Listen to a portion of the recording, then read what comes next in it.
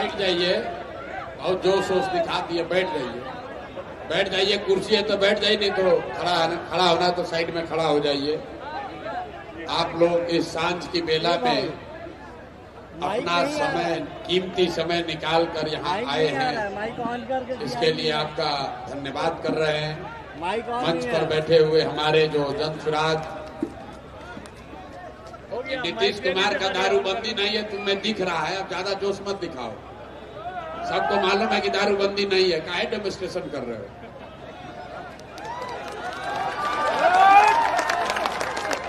हम बोलने से अच्छा नहीं लगेगा। दारू घरे घरे बिक रहा है, तुमको देख के लग रहा है। तो भैया ऐसा है, मंच पर बैठे हुए हमारे जितने वरीय साथी हैं, जिन्होंने जनसुराज के इस विचार को, इस प्रयास को आज तक बिहार में घर घर पहुंचाने में अब मेरे साथ कंधा लगाया है, इन सभी साथियों का भी हृदय से धन्यवाद कर रहे हैं। शुरुआत इसी से कर लेते हैं कि भैया ये नगर संवाद क्यों करते हैं। किसी लड़के ने पूछा कि नगर संवाद करने का क्या जरूरत है। जरूरत इसलिए है कि आप जैसे लोग जो यहाँ 3 बरस से ये प्रयास चल रहा है, फिर भी आपको ये भी नहीं पता है कि जनसुराज में 3 बरस से शिक्षा के लिए, रोजगार के लिए, हाजीपुर के लिए, भ्रष्टाचार के लिए क्या कुछ कहा जा रहा है। आपको ये भी नहीं पता है। दिन भर आप मोबाइल पर देखते हैं, बात सुन रहे हैं, भाषण सुन रहे हैं, पढ़ रहे हैं। कई साथियों ने वो सवाल भी किया, लेकिन आपको ये नहीं पता है कि भाई जनसुराज शिक्षा सुधारने के लिए क्या कह रहा है। कोई कह रहा है कि भैया हाजीपुर के लिए क्या कीजिएगा बताइए, यहाँ सड़क बहुत खराब है। सांख्यिकी के साथी ने बताया भैया हम लोग बेरोजगार हैं, हमारे लिए क्या कीजिएगा बताइए। वित्त रहित शिक्षक बता रहे हैं कि भैया हमारी आवाज आप नहीं उठा रहे हैं। सहारा के लिए 2 साथियों ने कहा कि सहारा का पैसा कब दीजिएगा, दिलवाइएगा। तो मेरे भाई, हम आपका काम या कोई नेता आपका काम क्यों करेगा? कम से कम हाजीपुर की जनता को तो ये नहीं कहना चाहिए, क्योंकि आप तो 10 साल से 10 बार से एक ही आदमी को जिताए चले जा रहे हो। एक और कह रहे हो, एक माइक पर कोई कहा बड़ा त्रस्त है, तो भैया आगे भी त्रसते रहोगे। मतलब आप इतना कष्ट में जी रहे हैं, लेकिन जब वोट देते हैं तो एक आदमी से आगे आज तक आप बढ़े नहीं, 40 बरस हो गया। तो दोनों बात कैसे हो रहा है रे भाई? अगर वित्त रहित शिक्षकों को सरकार से सुविधा नहीं मिली तो आप जरा अपने दिल पर हाथ रखकर पूछिए कि आपको किसने वंचित किया है आपके अधिकार से। अब फिर जब वोट होगा तो जाके वही नीतीश कुमार और भाजपा को वोट दोगे। तो फिर काहे के लिए कह रहे हो कि वित्त रहित शिक्षा के लिए कुछ बोलिए? ये सांख्यिकी वाले लोग हैं, पिछला 10 बरस से लाठी डंडा सब खा लिए। अब फिर वोट होगा तो जाके वही नीतीश कुमार को वोट देंगे। तो कैसे सुधार होगा? अरे भाई अब नहीं होगा, ज्यादा ज्ञान मत दो। पूछते हैं काहे वोट दे रहे हो, तो लोग कहता है भैया हमारे पास विकल्प नहीं था। यहाँ जितने लोग आए हैं जरा बताइए, ईवीएम पर नोटा था कि नहीं था? नोटा काहे नहीं दबाए?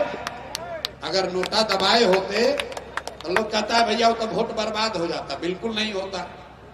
संविधान में ये लिखा हुआ है कि अगर नोटा में सबसे ज्यादा वोट आ गया होता तो फिर से चुनाव होता और जितने लोग खड़ा थे उनको चुनाव लड़ने पर रोक लग जाती। अब काहे नहीं नोटा पर दबाए? अब कह रहे हैं कि भैया विकल्प नहीं था। अरे मेरे भाई, बिहार में आदमी को सुधरना नहीं है। 5 बरस बैठ के लंबा लंबा खाली बतियाना है। ये कह रहे हैं भाई साहब खड़ा होकर बड़ा जोश से भाषण दे रहे हैं कि 10,000 का है 30,000 रुपया मिलना चाहिए। इतना तो पढ़ के आओ। बिहार में रहने वाले जो 100 लोग हैं, 100 में 80 आदमी दिन का 100 रुपया नहीं कमाता है, महीना का 3,000 रुपया नहीं कमाता है। भाई साहब आप 30,000 का बात कर रहे हैं, नहीं कमाता है। कहां से डाटा पढ़ के आए हैं? भाषण नहीं दीजिए हमारे सामने। कहता है भाई 30,000 होना चाहिए। अरे 10,000 हो जाए, उसी से कल्याण हो जाएगा। बिहार में याद रखिए, 100 में 80 आदमी दिन में 100 रुपया नहीं कमाता है।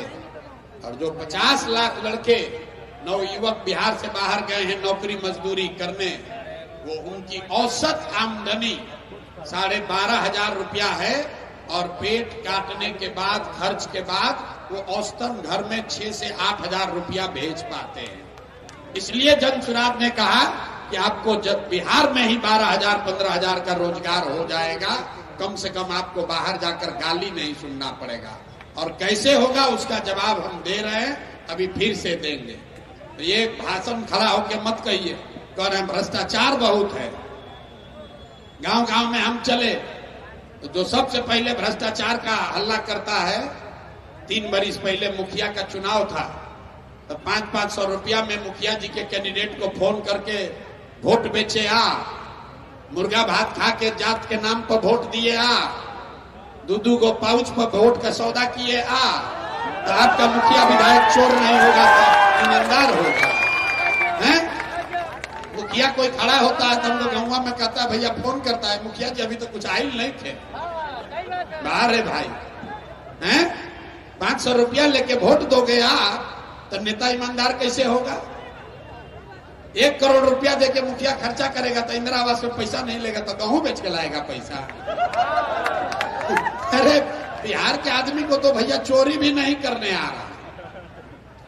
जिस मुखिया को, विधायक को 500 रुपया लेकर मुर्गा भात के नाम पर वोट देते हैं आप, वही जब जीत कर आता है आपका न जात देखेगा न धर्म देखेगा, आपके और आपके बच्चों के हलक में उंगली डाल के 5,000 10,000 20,000 घूस लेता है और लोग बाप बाप चिल्ला रहे हैं कि बड़ा भ्रष्टाचार है। अरे भाई, जब 500 रुपया लेके वोट लिए बेचे थे तो वो भ्रष्टाचार नहीं था? जात के नाम पर मुर्गा भात खा के वोट दिए तो मजा आया, अब बाप बाप काहे चिल्ला रहे? हम मीठा बात ना बोलते हैं रे भाई। जब कोई नेता खड़ा होकर कैसे सुधार देगा?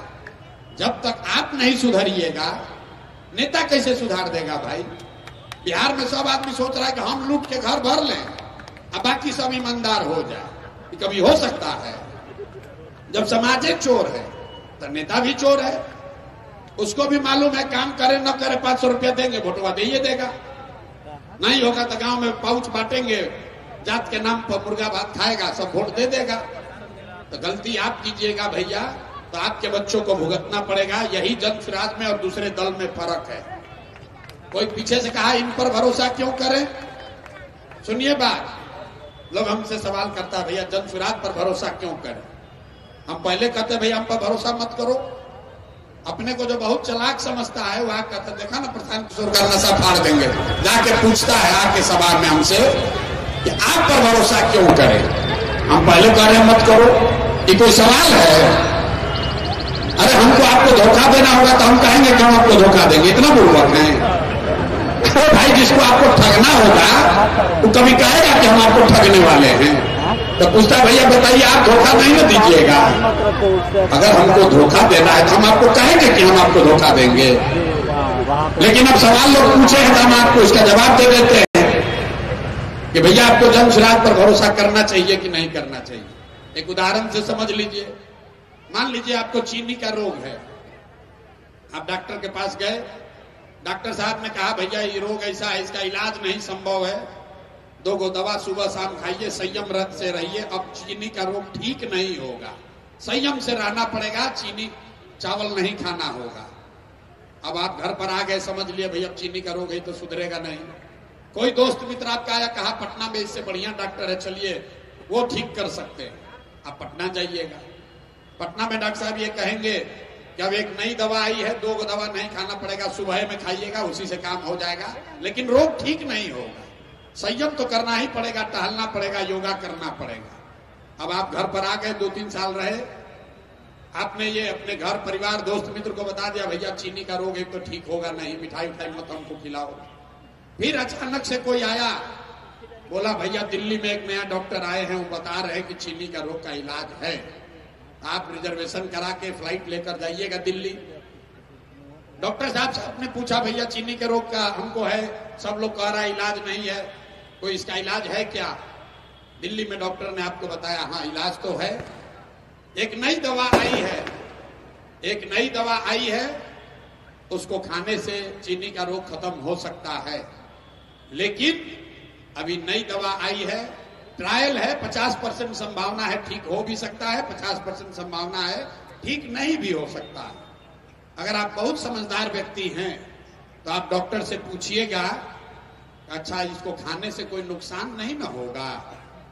तो डॉक्टर साहब ने अगर आपको कह दिया ना नुकसान कुछ नहीं है लेकिन गारंटी नहीं है, 50% संभावना है ठीक हो भी सकता है, 50% संभावना है ठीक नहीं भी हो सकता है। आप में से ज्यादातर लोग इस स्थिति में क्या कहेंगे, चलो भाई 50% संभावना है ना, चलो 2 खा के देखते हैं शायद ठीक हो ही जाए। तो मेरे भाई जनसुराज वही नई दवा है। आई जो पहले का दवा था रहे, जो राजद है, जदयू है, भाजपा है, कांग्रेस है, वो पुरानी दवा है। इसको खा खा के आप देख लिए, आपको मालूम है इससे सुधार नहीं हो सकता है। जनसुराज से सुधार हो भी सकता है, नहीं भी हो सकता है, लेकिन 50% संभावना जरूर है कि सुधार हो सकता है। तो अब आप तय कर लीजिए, जो अपने को बहुत होशियार समझ रहे हैं, कि आपको पुराना एक्सपायर दवा खाना है कि नया दवा ट्राई करना है। तो अगर लालू का दवा खाइएगा कि नीतीश का दवा खाइएगा कि नया जनसुराज वाला दवा खाइएगा, जनसुराज की दवा खाइएगा तो आपको मालूम है कि इसमें एकदम आमूलचूल परिवर्तन हो सकता है। नीतीश कुमार भाजपा के साथ रहिएगा तो एक दवा वाला आपको मालूम है बिजली पानी सड़क रहेगा, लेकिन इससे ज्यादा नहीं बढ़ेगा। और लालू जी वाला खाइएगा दवा तो फिर पुराना वाला अपहरण वाला राज में चले जाइएगा। तो आप भैया तय कर लो कि आपको नया का ट्राई करना है कि पुराने में चिपक के रहना है। मेरे भाई लोकतंत्र में आप बेकार अपना बहुत दिमाग लगाते हैं कि किसको वोट देना है। किसको वोट देना ही बहुत महत्वपूर्ण नहीं है। आपको खाली इतना सजग रहना है कि 5 वर्ष में रोटी को पलटते रहना है।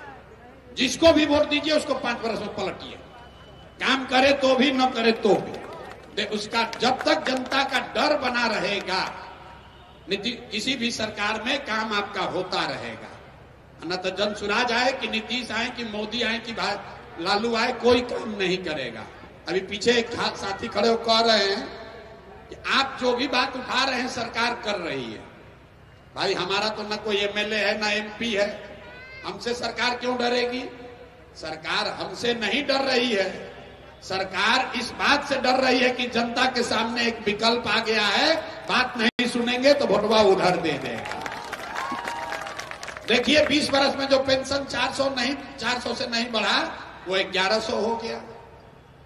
ये जनसुराज थोड़े ना किया है, ये लोकतंत्र में आपकी ताकत है। नहीं तो यही नीतीश कुमार जनसुराज नहीं रहता तो एनडीए वाला कहता है सब जाएगा कहां, लालू के डर से हम ही को वोट देगा। पेंशन 400 हो कि 200 हो, और आप भी दिल पर हाथ रख के कहिए आप भी वही करते। तो मेरे भाई ये हमारी ताकत नहीं है, हमारी सभाओं में आने वाली भीड़ की ताकत। अभी आप वोट नहीं दिए, आप समझिए अगर आप वोट दे देंगे तो कितना बड़ा परिवर्तन होगा। अभी वोट नहीं दिए, 10-20 हजार आदमी सभा में आ रहा है, ये सूचना मात्र से 400 का पेंशन 1100 हो गया, आशा का मानदेय बढ़ गया, रसोईया की सैलरी डबल हो गई। झूठा ही सही, लेकिन महिलाओं को जीविका में कह रहे हैं कि 10,000 रुपया देंगे, कहां से पैसा आया?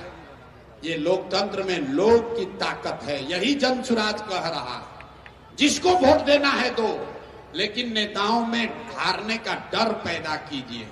नहीं कीजिएगा तो जो हाजीपुर का दशा है, मुजफ्फरपुर का दशा है, वही दशा रहेगा। जनसुराज जीत कर आएगा तो भी वही होगा। ऐसा नहीं है कि जनसुराज में सब दूध का धुला है।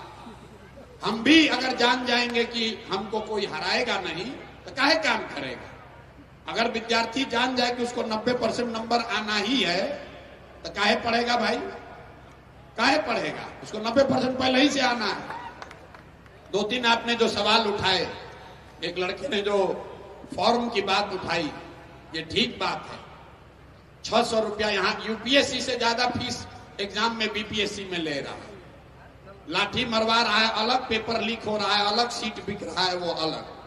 लेकिन इस सब के बाद युवा लोग क्या करेगा? अभी वोट होगा मोदी मोदी करके फिर जाके उसी को वोट दे दोगे, कैसे सुधरेगा? जनसुराज की व्यवस्था अगर आई तो इसके घोषणा पत्र में आप पढ़िएगा, हम लोग एक ये नियम बना रहे हैं कि एक बार आपने फीस दे दिया बिहार के छात्र होने के नाते, तो बिहार सरकार के अंतर्गत आने वाले सभी परीक्षा के लिए एक ही फीस मान्य होगा। ये नीतीश कुमार लूट रहा है। वह विद्यार्थियों से, बेरोजगारों से 3-3, 4-4, 5-5 हजार रुपया एक साल में ले रहे हैं। यूपीएससी का परीक्षा देना, उससे 5 गुना 6 गुना पैसा यहां लिया जा रहा है। सहारा के लिए हम भाई झूठ बात नहीं बोलते।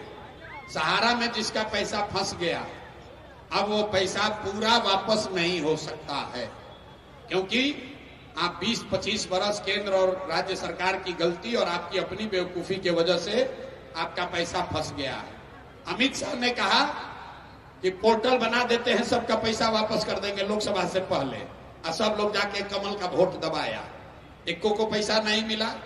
लेकिन जनसुराज ने इतना जरूर कहा है कि अगर जनसुराज की व्यवस्था बनी तो सहारा की जो प्रॉपर्टी बिहार में है उसको जरूर जब्त करके बेचा जाएगा, और जो पैसा उससे रिकवर हो सकता है वो सहारा के जमाधारकों को वापस किया जाएगा।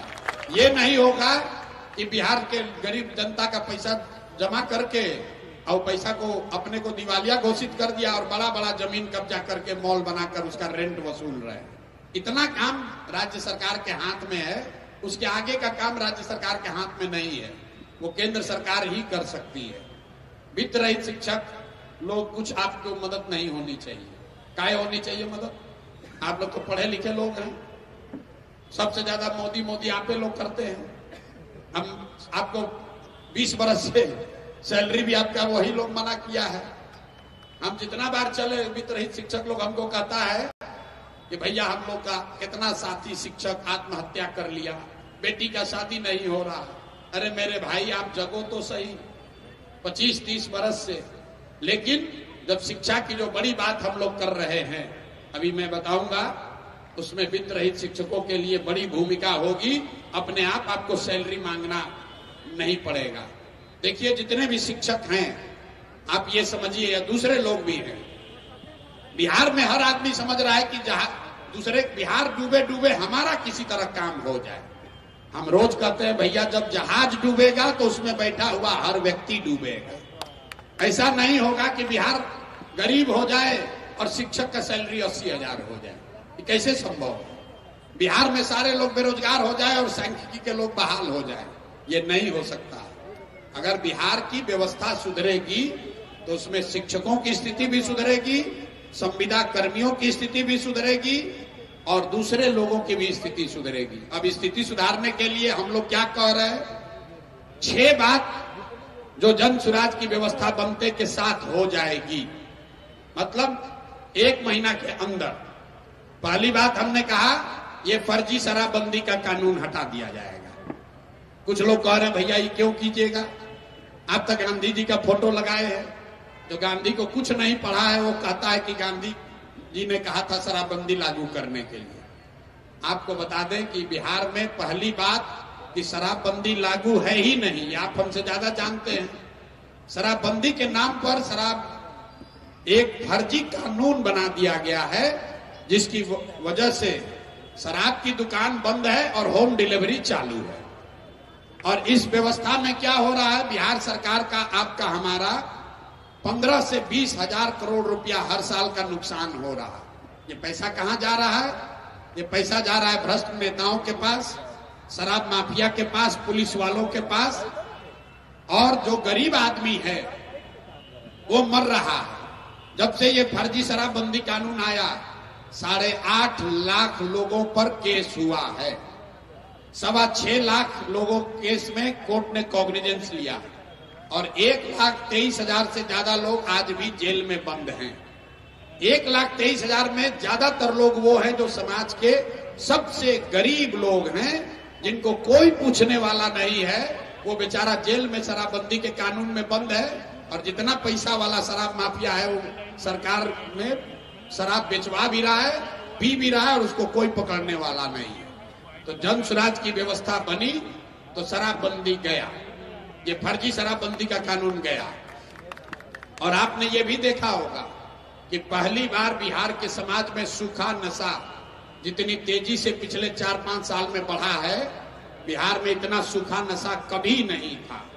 और ये ध्यान रखिए, अगर ये स्थिति नहीं सुधरी तो जैसे उड़ता पंजाब आप सुने हैं, वैसे थोड़े दिन में उड़ता बिहार आपको दिखेगा। गांव गांव में लड़के सूखा नशा कर रहे हैं। इसलिए हम लोग शराबबंदी को हटाने वाले। दूसरा काम हम लोगों ने कहा कि जैसे ही ये व्यवस्था बहाल होगी, जनता का राज आएगा, जन सुराज आएगा, तो 60 वर्ष से ज्यादा उम्र के हर व्यक्ति को, जो नीतीश कुमार 400 रुपया दे रहे थे, अभी वोट के लालच में 1100 किए हैं, इसको बढ़ाकर 2000 रुपया कर दिया जाएगा, ताकि 60 वर्ष से ज्यादा उम्र के किसी महिला पुरुष को, गरीब घर की महिला पुरुष को कम से कम एक बेसिक लाइफ का जो सुविधा है वो रहे। 2000 से भी कुछ होगा नहीं, लेकिन कम से कम गांव में खाने पीने के लिए वो महिला, उसको हाथ नहीं फैलाना पड़ेगा। तीसरी बात जो कही गई कि जैसे ही जन स्वराज की व्यवस्था बनेगी तो एक नया विभाग, नया डिपार्टमेंट बनाया जाएगा, जिसका सिर्फ और सिर्फ काम यह है कि बिहार से पलायन को 1 साल के अंदर पूरी तरीके से रोक दिया जाएगा। उसके लिए 50 लाख लोगों को यहां रोजगार की जो व्यवस्था करानी है। कोई कह रहा है कि सरकारी नौकरी की बात, भैया हम ही ने ये बात बताया, ये झांसे में मत पड़िए कि सरकारी नौकरी से आपका बेरोजगारी दूर होगा। आजादी के बाद टोटल जो सरकारी नौकरी करने वाले लोग हैं बिहार में, चपरासी से लेकर मुख्य सचिव तक 26.5 लाख लोग ही बिहार में सरकारी नौकरी करते हैं, संविदा कर्मी इंक्लूडेड। मतलब 2% आदमी ही सरकारी नौकरी करता है। 98% आदमी को न सरकारी नौकरी है न कभी हो सकती है। कुछ लोगों को बेवकूफ बनाने के लिए कह रहा हम 10 लाख दे देंगे। मान लीजिए कि 10 लाख दे भी दिया तो 26 बढ़ के 36 लाख हो जाएगा। 13 करोड़ लोगों को रोजगार कैसे मिलेगा? 3 करोड़ परिवार है। 10 लाख नौकरी मिल भी जाए तो भी उससे क्या होगा? पहले तो आप दे नहीं सकते हो, अगर दे भी दिए तो भी उससे बिहार का बेरोजगारी पलायन बंद नहीं होगा। पलायन बंद करने का जो जन स्वराज ने फॉर्मूला दिया है कि रोजगार के लिए, गरीबी दूर करने के लिए 3 चीज का होना जरूरी है। दुनिया में जितने बड़े विद्वान हुए हैं उन्होंने बताया है 3 ही रास्ता है। एक रास्ता है पढ़ाई, दूसरा रास्ता है जमीन, और तीसरा रास्ता है पैसा, पूंजी, व्यापार। अगर आप पढ़ लिख कर होशियार हैं नौकरी कर लिए तो आप गरीबी से निकल सकते हैं। अगर आपके पास पढ़ाई और रोजगार का अवसर नहीं है, आपके पास बढ़िया जमीन हो तो जमीन के जरिए भी आप अपनी गरीबी दूर कर सकते हैं। और तीसरा रास्ता है, ये दोनों नहीं है, आपके पास पैसा, पूंजी हो तो कोई रोजी रोजगार, दुकान, व्यापार करके भी आप अपना भरण पोषण, परिवार चला सकते हैं। अब बिहार में स्थिति से देखिए, हम लोग सड़क, बिजली, पानी की बात क्यों नहीं करते? जब तक ये 3 बात नहीं सुधारा जाएगा तब तक बिहार से गरीबी खत्म नहीं हो सकती है। शिक्षा का आलम यह है कि 2/3 से ज्यादा लोगों के पास पढ़ाई का कोई अवसर ही नहीं है। गरीब का बच्चा आज पढ़ने जा रहा है तो पढ़ नहीं रहा है, खिचड़ी खाया, घरे चला आया। पहले भी यहाँ कोई शिक्षा की स्थिति अच्छी नहीं थी। हम लोग भी बिहार के सरकारी विद्यालय से पढ़े हैं, लेकिन हर गांव में, हर प्रखंड में, जिला में 1-2 विद्यालय ऐसा जरूर था जहां से पढ़कर आप आगे जा सकते थे। ये नीतीश कुमार ने जो समता मूलक समाज शिक्षा नीति बनाया, इसके नाम पर हर गांव में स्कूल खोल दिया। नतीजा क्या हुआ? स्कूल के नाम पर जहां बिल्डिंग बना वहां टीचर नहीं है, जहां टीचर है वहां बिल्डिंग नहीं है, जहां दोनों है वहां पढ़ाई नहीं है, बच्चे नहीं है, जहां तीनों है वहां पढ़ाई नहीं है। कुछ लोग को लग रहा है कि बिहार में खिचड़ी बंट रहा है इसलिए व्यवस्था खराब है। मेरे भाई, खिचड़ी तो सिर्फ 6वीं 8वीं क्लास तक बंट रहा है। 8वां क्लास से ऊपर के विद्यालय में पढ़ाई क्यों नहीं हो रहा है?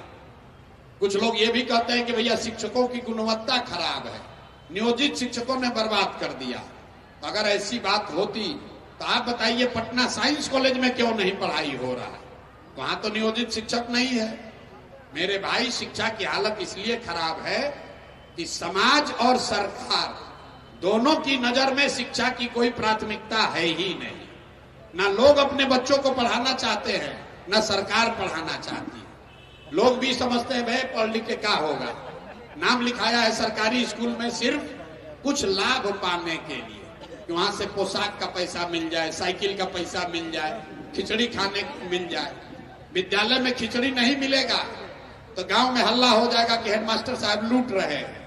और उस विद्यालय में अगर कोई अंग्रेजी का, गणित का अध्यापक साल भर न रहे तो उससे किसी को कोई शिकायत नहीं है। सरकार भी ये समझ रही है कि भाई 77,000 करोड़ रुपया खर्चा हो रहा है, तो चलो कुछ काम तो इनसे निकालो।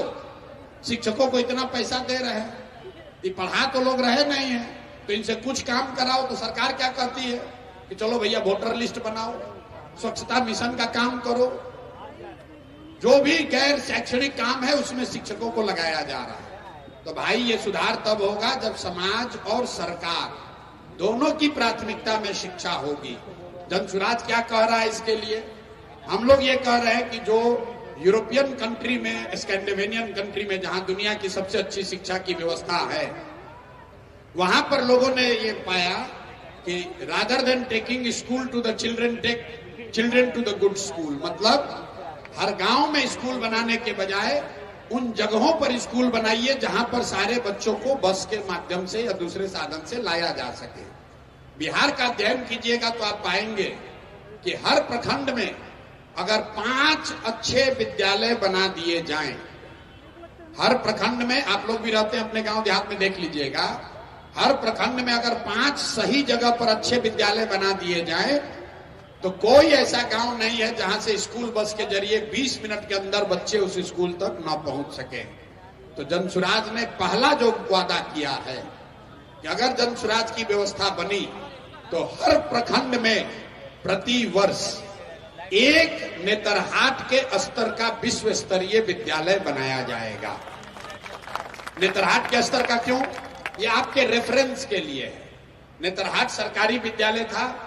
एक सरकारी विद्यालय नेतरहाट से 1500 से ज्यादा IAS IPS बने हैं। आप अंदाजा लगाइए, अगर हर प्रखंड में 5 नेतरहाट के जैसे विद्यालय हो तो कितने परिवार, कितने बच्चों का भला होगा। लेकिन जो बिहार के पास पैसा है, इसमें हर प्रखंड में 5 नेतरहाट के जैसे विद्यालय बनाने का साधन हम लोग के पास नहीं है। तो इसलिए जनसुराज ने कहा कि हर साल हम लोग एक ही विद्यालय बनाएंगे, हर प्रखंड में एक विद्यालय, ताकि अगले 5 वर्ष में हर प्रखंड में 5 बन जाए। अगर हर साल एक प्रखंड में एक विद्यालय को नेतरहाट जैसा बनाना हो तो करीब करीब 15 से 20 हजार करोड़ रुपया खर्च होगा। तो जो 77,000 करोड़ का शिक्षा का बजट है बिहार का, उसका 1/3 पैसा जनसुराज की व्यवस्था बनी तो उसमें से 20,000 करोड़ रुपया हर साल हर प्रखंड में एक नेतरहाट के जैसा विद्यालय बनाने के लिए खर्च किया जाएगा, ताकि अगले 5 वर्ष में कम से कम 5 अच्छे विद्यालय हर प्रखंड में बन जाए। दूसरी बात कि जब तक ये व्यवस्था बनेगी तो बच्चों की उम्र तो रुकेगी नहीं, उनका क्या होगा? तो जनसुराज ने ये कहा